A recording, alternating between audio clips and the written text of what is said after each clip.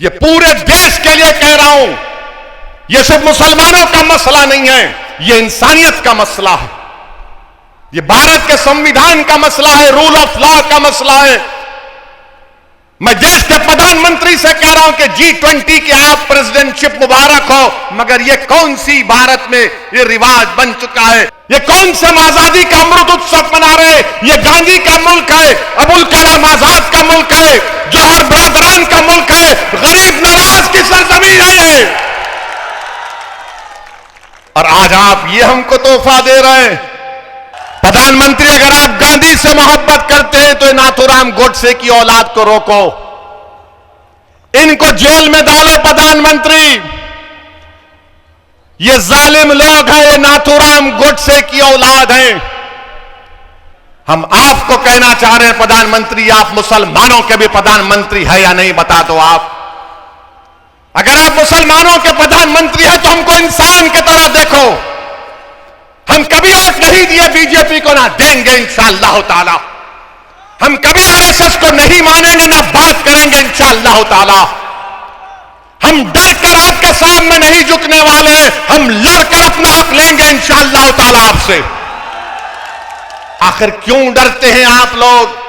अरे बीजेपी को अगर हराना है तो आइडियोलॉजी पर हराना पड़ेगा। अंधेरे का मुकाबला अंधेरे से हो सकता है क्या, बताओ? जहालत का मुकाबला जहालत से होगा, जुल्म का मुकाबला जुल्म से होगा। अरे जहालत का मुकाबला इल्म से होता है, अंधेरे का मुकाबला रोशनी से होता है, जुल्म का मुकाबला ताकत से होता है।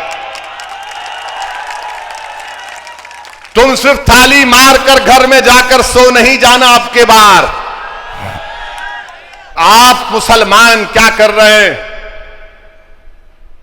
मस्जिद में तो खंदे से खंदा मिलाकर नमाजें तो अदा कर लेते हो, मगर जब मस्जिद से बाहर निकलते हो तो तुम इंतशार की कैफियत में मुब्तला हो जाते हो। जो हय्या अलस सलाह हय्या अलल फलाह की सदाएं सुनकर अपने सरों को अल्लाह की बारगाह में झुकाते हो, पेशानियों को झुकाते हो, दुरूद व सलाम के नजराने रहमतुल्लिल आलमीन सल्लल्लाहु अलैहि वसल्लम पर भेजते हो, और जब बाहर निकलते हो तो फिर तुम इंतशार का शिकार क्यों होते हो? बताओ मुझे, बताओ मुझे, तुम क्यों इंतशार का शिकार हो जाते? क्या तुम्हारी दुआओं में ताकत नहीं रही? अरे तुम्हारी दुआओं में ताकत है।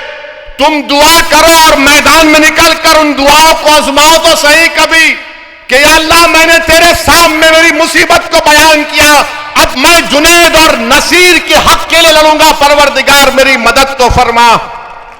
तुम निकलोगे नहीं तो मदद कैसे आएगी?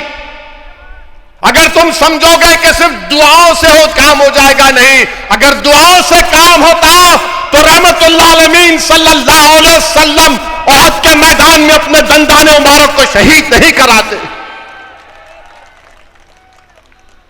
मेरे अजीज दोस्तों और बुजुर्गों, अगर दुआओं से काम होता तो इमाम हुसैन एक जालिम के सामने अपनी गर्दन को नहीं कटाते, बल्कि अपनी पूरी आल को कुर्बान कर दिया हक की सरबुलंदी के लिए। इमाम हुसैन ने लाखों सलाम इमाम हुसैन पर। बताओ फिर तुम, आप और हम क्या कर रहे हैं? सोचो मेरे अजीज दोस्तों, बुजुर्गों, मेरे गयूर नौजवानों, मैं तो एक रियाकार, एक गुनाहगार मुसलमान हूं। मैं तो सिर्फ बयान कर रहा हूं कि आज आपको सोचना पड़ेगा। जुनैद और नासिर को किडनैप किया गया, किडनैप करके उनको मारा और पीटा गया। उसके बाद हरियाणा के पुलिस स्टेशन में ले जाकर इन जालिमों ने थानेदार से कहा कि इनको ले लो, अरेस्ट करो।